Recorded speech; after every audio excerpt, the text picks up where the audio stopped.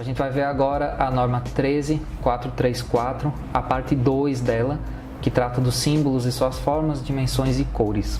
Isso seria a parte da sinalização de incêndio propriamente dita. São as placas de sinalização para as indicações de saída, indicações de alerta, proibição e também as indicações dos equipamentos.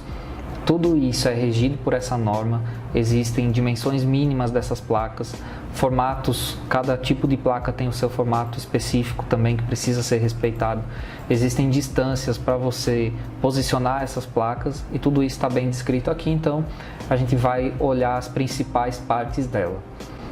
Cada tipo de placa tem o seu próprio formato, né? As sinalizações de proibição são placas redondas. Sinalização de alerta, aquela que mostra quais são os perigos que existem na edificação, ela tem esse formato triangular aqui. Orientação e salvamento e equipamentos, essa norma aqui junta tudo numa coisa só, mas na realidade é um pouquinho separado. Existem exceções, mas geralmente os equipamentos vão ser placas com formato quadrado, e a parte de orientação e salvamento, que é a indicação das escadas, saídas de emergência, mudança de direção de rota de fuga, elas então têm esse formato retangular aqui. Existem dimensões que precisam ser respeitadas para essas placas, né? Quando eu coloco uma placa a 8 metros da minha distância de visibilidade, geralmente a gente utiliza ou 8 ou 10 metros, é o mais comum. Vamos pensar numa rota de fuga que tenha 30 metros de comprimento, eu vou colocar 3 placas aí, a cada 10 metros eu vou estar colocando uma placa. Então eu vou respeitar essas dimensões aqui das placas. Aqui a gente chega na parte da simbologia em si, né? Nós temos aqui sinalização de proibição, como a gente viu, são as nossas placas redondas. Elas indicam algo que não deve ser feito nessa edificação. Ela proíbe o usuário dessa edificação de fazer essas ações aqui. Proibido fumar na edificação, produzir chama, utilizar elevador em caso de incêndio. Essa placa aqui, a gente sempre que tiver um elevador na edificação, a gente vai colocar ela. Sinalização de alerta, como eu digo, é aquela que vai dizer para o usuário quais são os riscos dessa edificação, os possíveis riscos, o risco de incêndio, risco de explosão, risco de corrosão, e risco de choque térmico. Então você vai posicionar essas placas nos locais onde há esse risco. Aqui, sinalização de orientação e salvamento são as placas mais comuns que a gente vê aí nos corredores, nas escadas, nas próprias saídas de emergência, que são as placas verdes com o fundo branco aqui, onde tem os desenhos. Existem várias, essa aí é a que mais tem tipos de placas, mais aplicações para a gente utilizar. Então elas são as placas geralmente retangulares, como nós vimos, elas também têm cada um seu código, porque o código da NBR ele é um código numeral, então ele vai em sequência mesmo.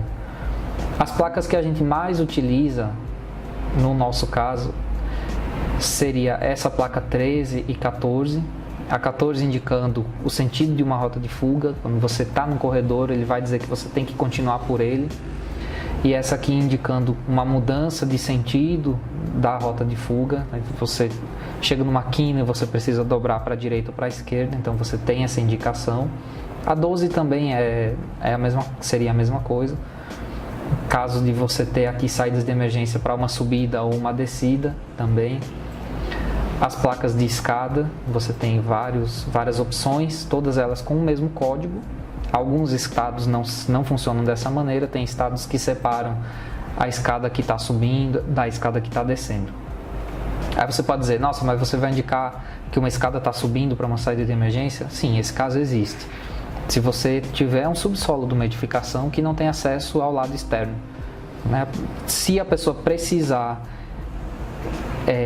sair da edificação, fazer a evacuação, ela vai subir uma escada. O usual para a gente é que a pessoa desça até chegar no térreo, mas também pode haver um subsolo, e aí sim você vai fazer a indicação dessa placa aqui, que você, para sair da edificação, você precisa subir a escada. Placas de saída são essas aqui. Geralmente eu utilizo essa placa apenas que fala em saída mesmo.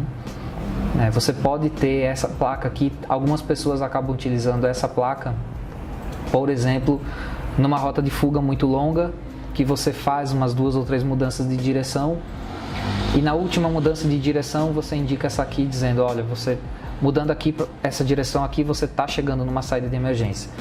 Pode ter esse caso, mas geralmente eu só uso essa placa de saída em cima da saída de emergência mesmo. E as demais indicações das mudanças de rota, eu utilizo essas duas placas aqui.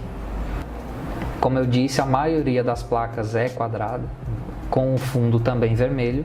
Nós temos aqui a sinalização de um alarme sonoro, sinalização de acionamento de alarme de incêndio, de bomba de incêndio, né, telefone. Essas aqui são as que a gente vai mais utilizar nas nossas edificações, tanto o alarme sonoro quanto a identificação do alarme de incêndio, quanto do acionamento da bomba.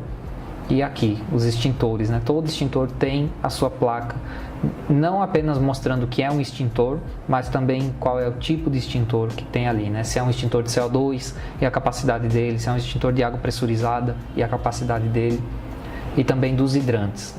Mangotinho é um único, mas hidrante aqui tem mais de uma placa, porque existe o caso de você ter um hidrante com abrigo, que você vai utilizar essa simbologia, ou apenas um hidrante solto, que o abrigo fique do lado, fique no outro lado do pilar, né? Existem alguns casos, mas geralmente a gente utiliza essa, que é aquele hidrante de parede, que ele fica dentro, todos os componentes dele ficam dentro de um abrigo instalado na parede.